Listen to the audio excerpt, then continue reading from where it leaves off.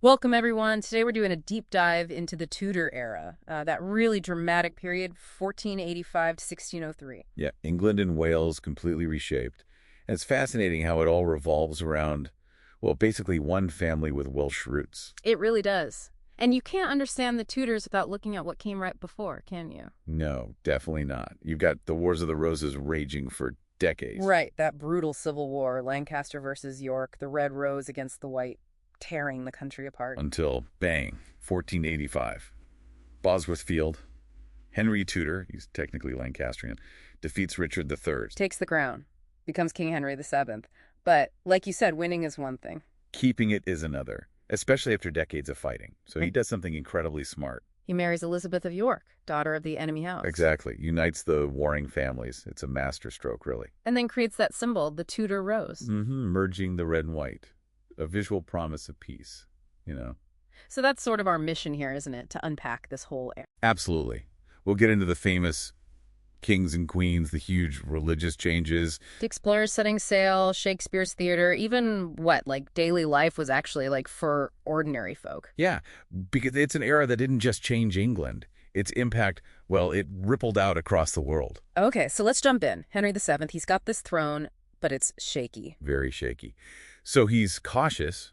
He focuses on rebuilding the treasury, stabilizing things, and he uses marriage strategically. Right, not just his own, his kids too. Daughter Margaret to the King of Scotland. So St. Arthur to Catherine of Aragon from Spain. The alliances. These are basically treaties sealed with weddings, all about securing the dynasty's future. But then, fate intervenes. Prince Arthur, the heir, dies young. Which suddenly throws his younger brother, the future Henry VIII, into the spotlight as the new heir. And creates this massive pressure for young Henry to marry Catherine, his brother's widow. Got to keep that Spanish alliance intact. A decision that would just completely upend English history later on. Oh, absolutely. Upend, explode. Henry VIII. Everyone knows him, right? Young, athletic, loved his sports, music. But utterly obsessed with getting a male heir. That obsession defined his reign. Led to the 6 wives, the famous rhyme. Divorced, beheaded, died, divorced, beheaded, survived. And that personal quest directly sparks the English Reformation. The Pope won't grant the divorce from Catherine. So Henry just says, fine, I'll be in charge. Declares himself supreme head of the Church of England. The Act of Supremacy, 1534. It put the king above the Pope, at least in England. And look, for Henry, this wasn't initially some deep theological shift. He had defended Catholicism before. It was about power, his power, and frankly, money. The dissolution of the monasteries, seizing all that church wealth. Exactly. But intentionally or not, it cracks the door open for Protestant ideas, translating the Bible into English, things like that. Which creates this religious whiplash for his children. Edward VI that pushes further towards Protestantism, but he dies young. Then his older sister, Mary Seth, takes over. Fiercely Catholic. Bloody Mary.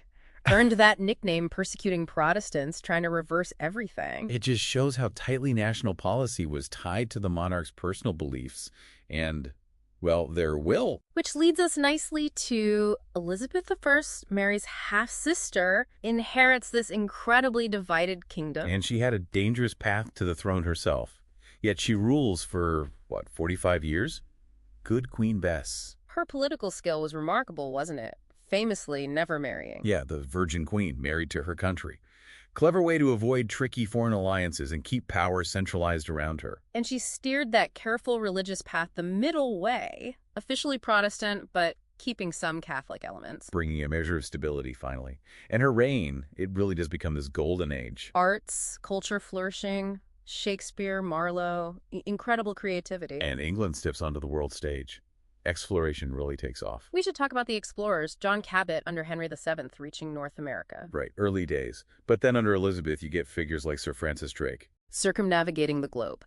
And, let's be honest, raiding a lot of Spanish ships along the way. Which did not endear him, or England, to King Philip II of Spain. At all. Leading directly to the Spanish Armada in 1588. Philip sends this supposedly invincible fleet to invade. Huge moment. Yeah. But England's faster ships, Drake's tactics, like using fire ships. And maybe a bit of help from the weather, that famous Protestant wind. Yeah, the Armada was defeated, a massive blow to Spanish prestige. And it really cemented England's identity as a major naval power, didn't it? Changed how they saw themselves. Absolutely a turning point. But all this high drama, kings, queens battles. Yeah. What about everyday people? Yeah, good point. What was life actually like for someone not living in a palace? Well, overwhelmingly poor for most. Stark inequality. Simple houses, maybe wattle and daub, often sharing space with animals. Whereas the wealthy are building grand houses, getting glass for windows, a huge luxury then. Food was the same divide. Poor folks eating pottage, coarse bread. Meat was rare. Rich, eating lavishly.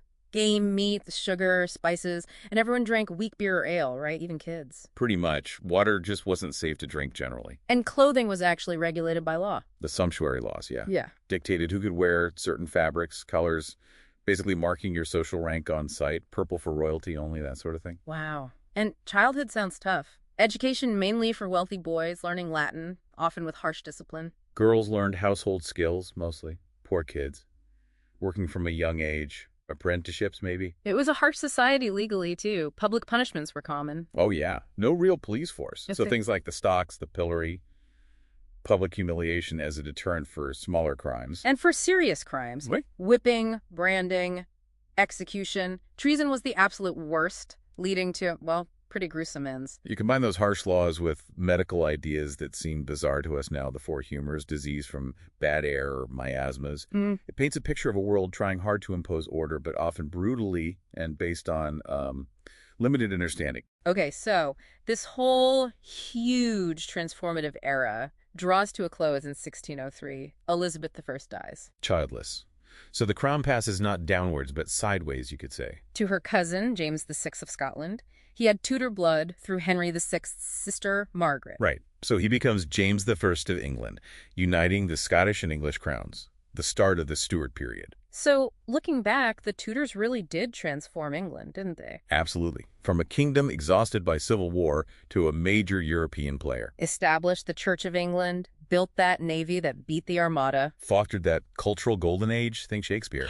Kicked off global exploration. Those 118 years laid down so many foundations for modern Britain. The groundwork was definitely laid then. It's quite incredible, the impact of this one dynasty. So, maybe a final thought for you listening. When you think about this era, the absolute power of monarchs, the intense religious fights, the rigid social rules, how much of our world today, our structures, language, even global position, maybe traces back to choices made or even just accidents that happen within the single remarkable family. What part of their world feels the most surprisingly different or maybe even strangely familiar compared to yours?